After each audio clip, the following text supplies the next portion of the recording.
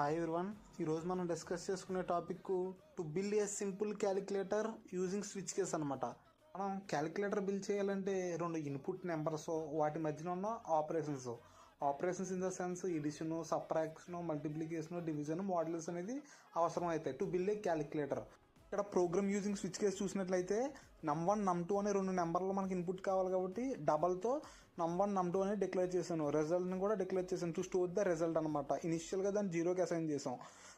Switch అనేది keyword. Switch లోపల మనం ఏం రాసుకుంటున్నాం, ఏ ఆప్షన్ ఇద్దాం అనుకుంటున్నాం, ఆప్షన్కి ఇవ్వడానికి మనం ఏం డిక్లేర్ చేసాం, ఓపీ అని డిక్లేర్ చేసాం. సో దాని తర్వాత ఏంటంటే కేస్ అనమాట. ఇక్కడ కేస్ అనేది కీవర్డ్ ఎప్పుడు కూడా స్మాల్ లెటర్స్లో ఉండాలి. కేస్ తర్వాత ఏంటి, కేస్ వాల్యూ. ఇక్కడ ఏమేమి కేస్ వాల్యూ కింద తీసుకున్నాం, addition, subtraction, multiplication, division, modulus. ఇక్కడ ప్రతిదీ కూడా మనం అథమెటిక్ ఆపరేషన్లో డిస్కస్ చేసుకున్నాం.